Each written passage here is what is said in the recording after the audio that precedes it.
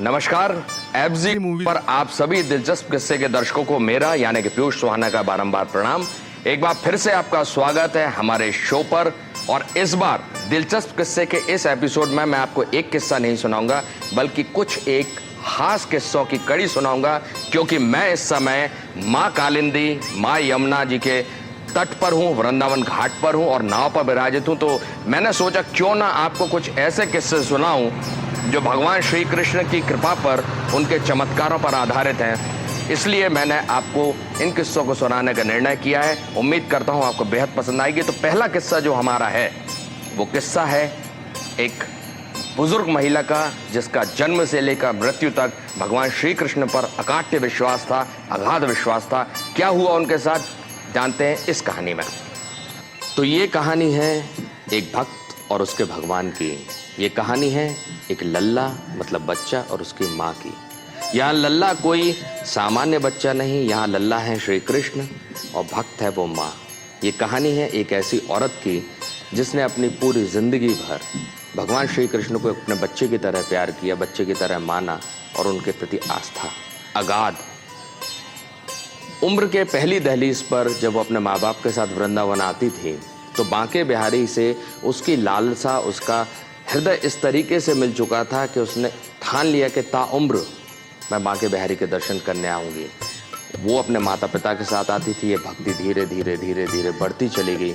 अब चूंकि उस दौर में शादी बड़ी जल्दी होती थी तो उसका विवाह हो गया 16-17 साल की उम्र में दिल्ली के एक व्यापारिक घराने में। किस्मत बड़ी अच्छी थी उस महिला की कि उस व्यापारिक घराने में जहाँ शादी हुई थी वो लोग भी भगवान श्री कृष्ण के अनन्य भक्त थे। तो उसकी आस्था के दौर को, उसकी श्रद्धा भाव को ना किसी ने कभी टोका, ना मना किया कि तुम साल में एक बार वृंदावन क्यों जाती हो। तो विश्वास मानिए कि बचपन से लेकर जब तक वो पूरी तरीके से अस्वस्थ नहीं हो गई, साल में एक बार शरद पूर्णिमा को या 2 बार अलग अलग मुहूर्त पर वो वृंदावन अवश्य आती थी और लल्ला को जी भर के निहारती थी। और कहने वाले ये तक कहते हैं कि जब वो भगवान श्री कृष्ण के चरणों को देखती थी तो वो अनवरत आंसू बहाती थी। वो आंसू दुख के नहीं थे, भाव के होते थे, एक बच्चे और माँ के बीच के रिश्ते के होते थे। उन दोनों के बीच क्या बातें होती थी ये तो वो दोनों ही जान सकते हैं, लेकिन इस कहानी के अंत तक आते आते आपको भी समझ में आएगा कि वो दोनों क्यों भाव विभोर होते थे। बहरहाल शादी हो गई, दिल्ली पहुंच गई, 2 बच्चे हुए उनके।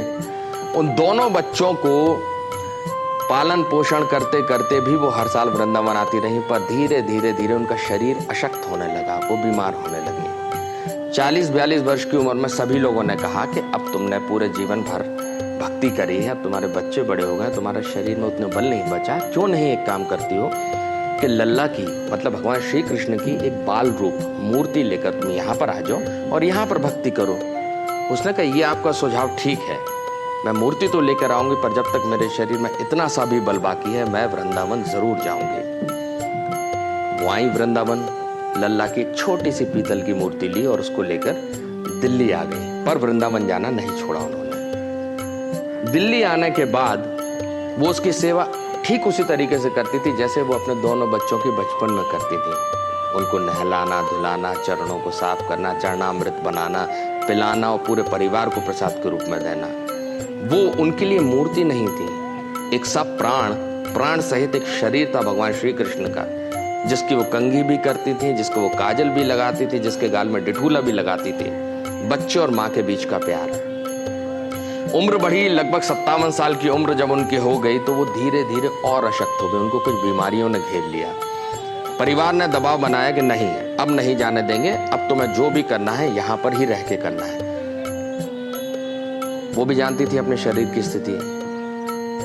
उनका मन भर आया कि अब मैं अपने लल्ला के पास कभी नहीं जा पाऊंगी। वो अपने पति से कहती मुझे एक बार और जाना है, इस बार अपने कान्हा से बोलकर आऊंगी कि तुम मेरे घर चलो मेरे साथ। वो मानती थी कि उस मूर्ति में प्राण है, पर इस बार वो भक्ति के भाव से वृंदावन आई और श्री बांके बिहारी के चरणों में माथा रख के बेहद रोई और कहा कि लल्ला मेरा शरीर इस लायक नहीं बचा कि मैं तुम्हारे दरबार में रोज हर साल आ पाऊं। तो मेरी तुमसे विनती भी है और आदेश भी है, क्योंकि तुम मेरे बच्चे हो। मेरे घर में जो विग्रह है, जो मूर्ति है, उसमें तुम्हें आना पड़ेगा। बहुत रोई। अब उनकी और कान्हा के बीच क्या बात थी वो तो समझ में नहीं आया, पर वो अपने घर वापस चले गए और उस मूर्ति को ठीक उसी तरीके से पूजने लगे जैसे वृंदावन धाम में श्री माँ के बिहारी जी के विग्रह को पूजा जाता है। उनका प्रेम उस मूर्ति के प्रति, बाल रूप के प्रति इतना अगाध हो चुका था कि उनके बच्चे जो अब बड़े हो चुके थे बार बार बोलते थे कि माँ अब शरीर में शक्ति नहीं है, आपकी बहू आ चुकी है घर में, आप उसके ऊपर छोड़िए, वो करेगी सेवा शुश्रूषा, आप आराम करो। माँ नहीं मानी, जब तक हिम्मत थी वो करती रहीं, पर एक दौर जब आया कि उनके उठना भी उनका बिस्तर से मुश्किल हो गया, तब उन्होंने वो जिम्मेदारी कि मेरे लल्ला की सेवा अब तुम करोगे, ये उन्होंने कहा बहू से। मेरे लल्ला को, मेरे बच्चे को, मेरे कान्हा को, मेरे कृष्ण को ठीक उसी तरीके से स्नान कराओगे, ठीक उसी तरीके से वस्त्र पहनाओगे, ठीक उसी तरीके से भोग लगाओगे जैसे मैं लगाती रही हूँ। वो हाँ बोलती है, वो ठीक वैसी ही बहू थी जैसे आजकल हमारे समाज में होती कि आस्था तो पूरी रहती है, पर थोड़े अविश्वास के साथ उन्होंने पूजन अर्चन सब कुछ किया अपने तरीके से, लेकिन वो भाव जो माँ का था वो कहीं नहीं था। माँ अपने बिस्तर पे पड़े पड़े देखती थी कि बहू स्नान करा रही है, वो मुग्ध होती थी कि बहू ने कंघी कर दी, बहू ने भोग लगा दिया। वो एक दिन बहुत बीमार हो चुकी थी, बिस्तर से उठने की भी इच्छा नहीं थी, उनकी हिम्मत नहीं थी। उन्होंने बहू से कहा कि बहू भोजन में प्रभु के देर हो रही है भोग के, थोड़ा जल्दी करो। बहू उठ के जाती है और कहती है अम्मा जी मुझे थोड़ा काम करना है, ऑफिस का कुछ काम करती थी, वो नौकरी पेशा थी, मुझे थोड़ा सा वक्त लगेगा। उन्होंने कहा नहीं नहीं मेरे लल्ला के भोग का टाइम हो गया, तुम जल्दी करो। उसने जिद में आके ठीक है सास की बात है भाई काट नहीं सकते, वो गई, उसने अपने लल्ला को तेजी से उठाया और वस्त्र उतारने लगी कि उनको स्नान कराऊंगी। लल्ला के छट्टे से छूट के हाथ के जमीन में गिर गए और जैसे ही छन्न की आवाज आई, धक की आवाज निकल गई उसकी मां से। बूढ़ी मां का दिल रो पड़ा कि कैसे, क्या हो गया मेरे लल्ला को, उसको दिखाई नहीं दे रहा था मंदिर। जोर से चिल्लाया क्या हुआ बेटा, क्या गिरा है। बहू जानती थी कि उसकी सास का क्या स्नेह है इस मूर्ति के साथ। वो कहती कुछ नहीं मां, थाली गिर गई थी, मैं दोबारा उठा के साफ करके कर देती हूँ। पर मां का दिल तड़प उठा। उसने कहा हो ना हो कुछ अनहोनी हुई है, पर शरीर में उठने की शक्ति नहीं थी, तो जमीन पर लंगड़ाते हुए वहां पर गई, घिसटते हुए गई और मंदिर में पहुंची तो देखा कि वहां लल्ला उनका जमीन पे पड़ा है। रोते हुए लल्ला को उठाया और ऐसे हाथ में लेके कहता ये अनर्थ हो गया, क्या हो गया ये। बहू को समझ में आ जाता है कि माँ को सदमा बैठ गया। कहती नहीं नहीं माँ गलती से हाथ से छुटक गया कान्हा, मैं अभी इनको दोबारा स्नान कराती हूँ, नए वस्त्र पहनाती हूँ, आप टेंशन मत लो। रोने लगती है बूढ़ी माँ, कुछ नहीं बोलती, उतने में उसके सारा परिवार इकट्ठा हो जाता है। मानने को तैयार नहीं है कि उसके लल्ला को कुछ नहीं हुआ। कहती कुछ न कुछ तो हुआ है, मेरे लल्ला को देखो, कुछ ना उसके पैर में चोट आई, हो सकता हड्डी टूट गई, हो सकता उसको कुछ हो गया हो, डॉक्टर को बुला लो। बहू बेटे जो प्यार भी करते हैं सास से, ऐसा नहीं कोई दुश्मनी थी, पड़ोस के बुजुर्ग बुलाए जाते हैं। उसकी माँ जिद पे अड़ी है कि नहीं डॉक्टर को बुलाओ। बहू कहती है, भाई बेटा कहता है कि माँ कुछ नहीं है, अब उसको बता नहीं पा रहे हैं कि भाई डॉक्टर क्या मूर्ति का चेकअप करेगा। माँ नहीं मानती और लगातार चिल्लाने लगती है, रोने लगती है कि बुलाओ नहीं तो मैं अपने प्राण दे दूंगी। गांव के बड़े बुजुर्ग जो मोहल्ले के थे वो पास में आते और बेटे से कहते कि बेटा तेरी माँ बुजुर्ग है, दिमाग सठिया गया है, ये नहीं मानेगी, उसका बचपन से भक्ति भाव है इस मूर्ति के प्रति, तू एक काम कर किसी डॉक्टर को बुला ले, 100 रुपए की जगह 500 रुपए देना और कहना कि तेरा लल्ला ठीक है, तो ये ठीक हो जाएगी। बच्चे को बात समझ में आ जाती है बेटे को। वो एक डॉक्टर के पास जाता है, कहता है कि डॉक्टर साहब मैं जो बात कहूँगा वो पागलपन भरी है, पर मेरे लिए आपको इतना करना होगा, फीस आपकी मैं 5 गुनी दे दूंगा, मुझे कोई दिक्कत नहीं है। डॉक्टर पूरी बात समझता है और मुस्कुराता है, कहते चलो माँ अम्मा है, होता है हर घर में होता है, मैं चलता हूँ। डॉक्टर आता है, मूर्ति को देखता है, अम्मा जी से कहता है ठीक तो है आपका लल्ला, क्या दिक्कत है। माँ रो रही है और कहती कि नहीं मेरे लल्ला को कुछ तो हुआ है, तुम्हारे कहने से नहीं होगा, तुम उसकी नाड़ी चेक करो। डॉक्टर मुस्कुराता है, हल्के से हंसता और ऐसे नाड़ी पे हाथ रखता है मूर्ति की और कहते हैं माँ जी बिल्कुल ठीक है, आपके लल्ला को कोई दिक्कत नहीं हुआ है। तो माँ कहती कि कैसे नहीं हुआ है, मेरा लल्ला मुस्कुरा नहीं रहा है, कुछ ना कुछ क्या हुआ है, हो सकता है हड्डी टूटी हो सकता है कुछ तकलीफ हो। तुम एक काम करो, वो जो कान में लगाते ना, जो इधर लगाते हैं, देखो कि जरा लल्ला ठीक है कि नहीं। अब डॉक्टर वो काम करता है जिसके लिए मेडिकल साइंस हो, चाहे पूरा मोहल्ला हो, चाहे दुनिया हो, चाहे पढ़े लिखे लोग हो, सिवाय पागलपन को छोड़ कुछ भी नहीं कहेंगे। पर माँ और एक भक्त का हृदय जो होता है वो पागल होता है। माँ ने कहा नहीं लगाओ, आला लगाओ जो कान में लगाते हो, और मेरे लल्ला के छाती पे लगा के देखो कि उसकी धड़कन चल रही है कि नहीं। डॉक्टर कहता है अम्मा जी वो ठीक है कहीं, वो कहती तुम लगाओ। बॉक्स उठाता है और बॉक्स उठाकर वो आला कान में लगाता और स्टेथोस्कोप का जो गोल घेरा होता है मूर्ति के बाईं तरफ छाती पे लगाता है और डॉक्टर थक रह जाता है। काटो तो खून नहीं। डॉक्टर के कान में धाक धाक धाक धाक धाक धाक धाक की आवाज आ रही है। उसका हाथ से स्टेथोस्कोप छूट जाता है और वो मां की तरफ देखता है। अम्मा पूछती है क्या हुआ, मेरा लल्ला ठीक है? डॉक्टर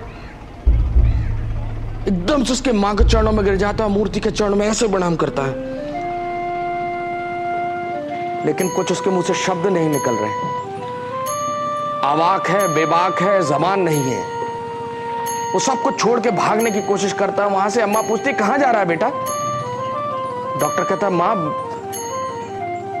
मैं वहीं जा रहा हूं जहां से तू इस लल्ला को लाई, मैं वृंदावन धाम जा रहा हूं।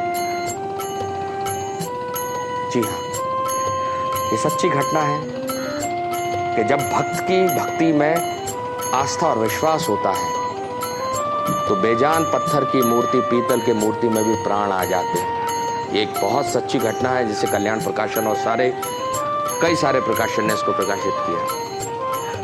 उस माँ और उस मूर्ति में जो स्नेह संबंध था वो अजर था, अमर था। ऐसे हजारों शिष्य, हजारों भक्त हैं हमारे देश में, दुनिया में, जो भगवान के प्रति वही भाव रखते हैं जो बेटा अपनी माँ के साथ रखता है। तो आपको कहानी अच्छी लगी होगी। अब मैं आपको जो दूसरी कहानी सुनाने जा रहा हूँ वो थोड़ी सी से अलहदा है। चलिए सुनते। भगवान श्री कृष्ण अपने भक्तों के लिए बाल मुरारी भी हैं, बाल मुकुंद भी हैं, छोटे से हैं, प्यारे से हैं, दयालु हैं। पर जब वो नीति पर आते हैं और नीतिगत बात करते हैं तो वो बेहद कठोर भी हैं, और जब अन्याय प्रिय व्यक्ति को वो चेतावनी देते हैं तो बेहद सख्त हैं। इसलिए मेरा रामधारी सिंह दिनकर जी का बड़ा प्रसिद्ध और प्रिय काव्य है जिसकी कुछ पंक्तियां मैं चाहता हूं कि भगवान श्री कृष्ण के पुरुषार्थ चतुष्टय रूप को दिखाते हुए आपको सुनाऊं कि मैत्री की राह बताने को, सबको सुमार्ग पर लाने को, दुर्योधन को समझाने को, भीषण विध्वंस बचाने को, भगवान हस्तिनापुर आए, पांडवों का संदेशा लाए। दो न्याय तो अगर तो आधा दो, पर इसमें भी यदि बाधा हो तो दे दो केवल 5 ग्राम। रखो अपनी धरती तमाम, हम वहीं खुशी से खाएंगे, परिजन पर उसी न उठाएंगे। पर दुर्योधन वो भी दे न सका, आशीष समाज की ले न सका, उल्टे हरि को बांधने चला, जो था असाध्य उसको साधने चला। जब नाज मनुष्य पर छाता है, पहले विवेक मर जाता है। हरि ने भीषण हुंकार किया, अपना स्वरूप विस्तार किया, डगमग डगमग दिग्गज डोले, भगवान कुपित होकर बोले, जंजीर बढ़ाकर साध मुझे, हाँ हाँ दुर्योधन बांध मुझे। हित वचन तूने ना माना, मैत्री का मूल्य ना पहचाना, तो ले मैं भी अब जाता हूं, अंतिम संकल्प सुनाता हूं। याचना नहीं अब रण होगा, जीवन जय या कि मरण होगा। टकराएंगे नक्षत्र निकर, बरसेगी भू पर वृष्टि प्रखर, फण शेषनाग का डोलेगा, विकराल काल मुंह खोलेगा। दुर्योधन रण ऐसा होगा फिर कभी नहीं जैसा होगा। यहां चेतावनी देते समय भगवान श्री कृष्ण का विकराल रूप ऐसा था कि थर थर थर थर कांपने लगे थे, सिवाय विदुर को छोड़कर हर कोई। भगवान श्री कृष्ण का ये रूप और सीधे अपने भक्तों के लिए बाल गोपाल कितने प्रिय होते हैं, कितने मासूम होते हैं। तो चलिए अब आपको दूसरी कहानी सुनाता हूं। भगवान श्री कृष्ण की लीलाओं पर आधारित ये जो दूसरी कहानी है ये भी सच्ची घटना है और लोकोक्तियों में बड़ी प्रचारित है। ये कहानी है एक ऐसे जज की, एक ऐसी न्यायिक व्यवस्था की जिसमें जज बिना साक्ष्य, बिना प्रमाण के कोई जजमेंट देते नहीं है। उस जज से जुड़ी हुई एक कहानी है। कहानी की शुरुआत होती है राधे श्याम नाम के एक व्यापारी से। बहुत छोटे से व्यापारी थे, उन्हें बड़ा आर्थिक नुकसान होता है और वो पूरी तरीके से सड़क पर आ जाते हैं। अपने व्यापार को जिंदा रखने के लिए वो एक साहूकार से पैसा उधार लेते हैं, जो कि लगभग 10,000 राशि थी उस जमाने में, जो कि एक बहुत बड़ी राशि थी। साहूकार उनको ये पैसा देते वक्त रसीदी टिकट के साथ स्टैम्प पेपर लिखवाता है और अपने बही खाते में एंट्री करता है कि इतनी तारीख को उसने राधे श्याम को इतना पैसा उधार दिया। समय बीतता है, व्यापार में फिर से उछाल आती है, राधे श्याम जी फिर से संपन्न हो जाते हैं और वो पूरा पैसा मैं ब्याज साहूकार को वापस कर देते हैं। पर साहूकार जो कि बड़ा धूर्त था, बड़ा कनिंग था, वो देखता है कि सेठ राधे श्याम दोबारा माला माल हो गए और इन्होंने पैसा वापसी की कोई रसीद या पर्ची कटवाई नहीं है। मतलब इस बात का कोई प्रमाण नहीं है कि सेठ राधे श्याम ने उस साहूकार को पूरा पैसा वापस कर दिया।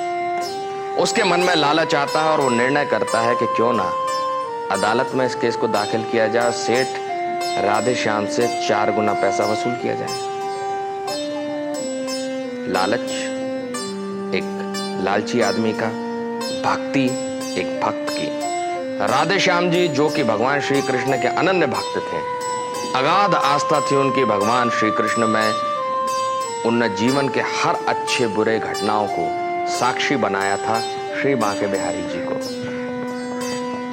अदालत से उनको नोटिस पहुंचता है कि इस साहूकार ने आपके ऊपर केस किया। वो भौंचक के रह जाते उस नोटिस को पढ़ के कि यार साहूकार का तो मैंने एक एक पैसा मैं ब्याज चुका दिया था, फिर इसने मेरे ऊपर केस क्यों किया। अदालत पहुंचता है मामला।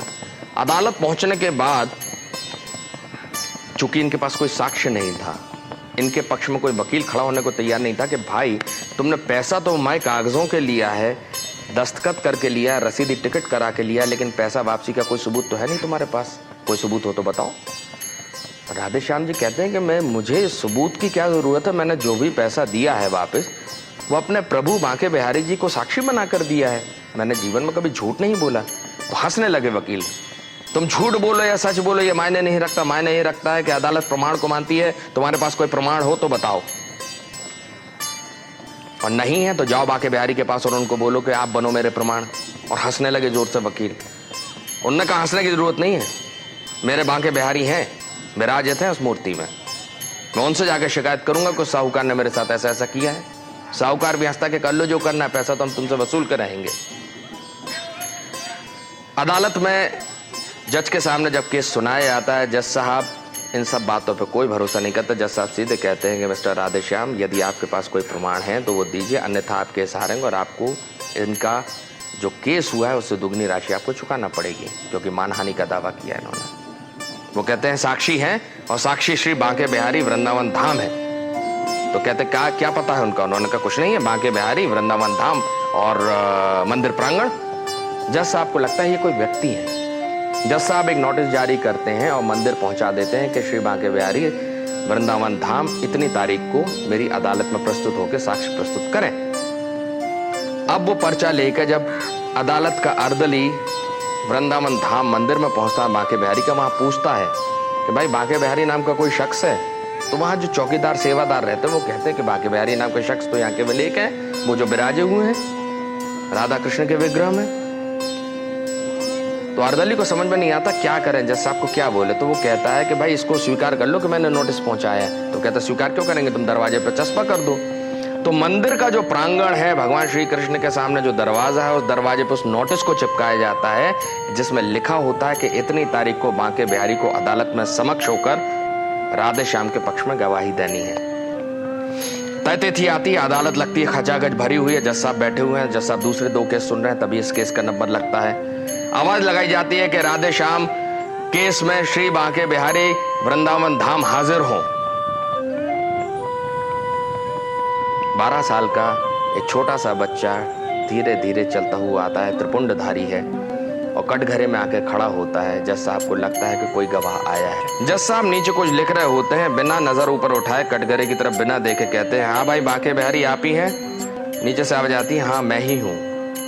बोला बच्चे ने, पर प्रभु की लीला ऐसी थी कि उन्हें आवाज सुनाई दी कि जैसे कोई वयस्क मर्द बोल रहा हो, एक एडल्ट बोल रहा हो। आपकी उम्र क्या है, वो उम्र कुछ बोलते हैं, जज को सुनाई कुछ और देता है। जज साहब ऊपर भी नहीं देखते। आपके समक्ष राधे श्याम जी ने पैसा दिया था साहूकार को वापस? जी हाँ। बांके बिहारी कहते हैं मेरे सामने पैसा दिया था और पूरा पैसा दिया था, मैं ब्याज दिया था। तो जज साहब कहते हैं कि लिखित प्रमाण कोई नहीं है, पर चूंकि आप साक्षी हैं तो आपके साक्ष्य को मुझे मानना पड़ेगा, पर आपको प्रमाण के लिए कोई और दस्तावेज भी प्रस्तुत करना होंगे। अब वहां पर बांके बिहारी बोल रहे हैं और राधे श्याम खड़े हैं। राधे श्याम को कुछ समझ में नहीं आ रहा, सिर्फ आंसू की धार बह रही है। कि मैं कहाँ से प्रमाण ले आऊं। वो बांके बिहारी की तरफ देखते हैं जो छोटे से। मंद मंद कन्हैया जी मुस्कुरा रहे हैं और ऐसे करते हैं, कहते हैं जज साहब आप एक काम करिए, उस साहूकार के घर में छापा पड़वाइए और जो अलमारी है उसकी लकड़ी की कास्ट की, उसमें जो पहले दर्जे पर रखा है वो उसकी फर्जी रिकॉर्ड बुक है जिसमें फर्जी डेटा लिखता है, जिसको पैसा देता है और किसको लेता है और कब लौटाता है और कब वापस करता है। और उसके तीसरे दर्ज में जैसे ही आप जाएंगे तो असली बंदी पड़ी है। बंदी मतलब एक रजिस्टर जिसमें लेन देन का हिसाब किताब लिखा रहता है, जिसको रोकड़ कहते हैं। उस रोकड़ में पेज नंबर इतने पर 5वें कॉलम में और 10वीं लाइन पर राधे श्याम जी का पूरा हिसाब किताब लिखा है। राधे श्याम भी भौचक्का रह जाता और वो साहूकार जो उधर अदालत में बैठा है उसका दिल थक रह जाता है। वो उठ के जाने लगता था, जैसा कहते रुको, तुम यहीं रुकोगे जब तक तुम्हारे घर की तलाशी नहीं हो जाती। प्रभु की लीला है। पुलिस वाले जाते हैं, साथ में अदालत के 2 अर्दली जाते हैं और उस अलमारी को जांच करते हैं। पाते हैं कि बिल्कुल सत्य है कि तीसरे नंबर के दर्ज में एक रोकड़ रखा हुआ है जिसमें उन पंक्तियों पर पूरा हिसाब किताब, मैं तारीख का, कब कितना पैसा लिया, कब चुकाया, कितना ब्याज दिया, सब कुछ बराबर लिखा हुआ था। अदालत उस रोकड़ को लाया जाता है। जज साहब देखते हैं, साहूकार की तरफ गुस्से की नजर से देखते हैं और कहते हैं कि एक भले मानुस को तूने सताया है, इसलिए तुझे दंडित किया जाता है। जितना पैसा इसने तुम्हें चुकाया है उतना कर्ज दंड के रूप में तुम इसको चुकाओगे और 6 महीने की तुम्हें जेल होगी। तो राधे श्याम जी मुस्कुराते हैं, दुखी मन से कहते हैं कि प्रभु मेरा न्याय तो इन्होंने कर दिया, जेल मत भेजिए। आपने मुझे साक्षी बना दिया है, मेरे प्रभु को आप अदालत ले आए, इतना मेरे लिए बहुत है। जज साहब कटघरे की तरफ देखते हैं और पाते हैं कि वहां कोई नहीं था। केवल राधे श्याम को वो बांके बिहारी दिख रहे थे, ना साहूकार को, ना जज साहब को, ना ही किसी और व्यक्ति को। जज साहब के हाथ पांव कांपने लगते हैं और वो सेठ राधे श्याम से पूछते हैं कि मामला क्या है। राधे श्याम को समझ में नहीं आता कि इन्हें कुछ समझ में क्यों नहीं आ रहा है। वो कहते राधे श्याम जी कहते हैं कि मेरे बांके बिहारी थे। तो जज साहब कहते वो तो बड़ी मर्दाना आवाज थी। नहीं, वो तो बच्चा था, 5 फीट का भी नहीं रहा होगा। तो वो कहते हैं कि नहीं, उसकी तो हाइट जो थी वो लगभग 6 फीट से ऊपर थी। जज साहब को ऐसा लगता है कि वो स्वप्न देख रहे हैं, सच है क्या है पता नहीं। उनके हाथ कांपने लगते हैं और वो वहीं पर अपने पेन की कलम को तोड़ देते हैं। ये मेरी जिंदगी का आखिरी निर्णय, ये मेरी जिंदगी का आखिरी केस। आज से ये पूरा जीवन उस बांके बिहारी के श्री चरणों में समर्पित है। तो ऐसी किस्से भगवान श्री कृष्ण के वृंदावन धाम के बांके बिहारी से जुड़े हुए हैं। तो कैसा लगा आपको ये किस्सा, हमें जरूर बताइएगा। उम्मीद करता हूं कि आपको हमारा शो और दिलचस्प किस्से बेहद पसंद आता होगा और किस तरह का स्वाद, किस तरह के किस्से और किस तरह की लोकेशंस पे आप ये किस्से सुनना चाहते हैं या ऐसी जो घटनाएं जो आपने ऑलरेडी सुनी है उसको डिटेल्ड में समझना चाहते हो, प्लीज मुझे खबर जरूर करिए। मैं पीयूष सुहाने आपके पास वादे के साथ उस किस्से को, उस घटना को लेकर आऊंगा। तब तक के लिए बहुत बहुत धन्यवाद। मिलते हैं अगली कहानी, अगले किस्से में। धन्यवाद।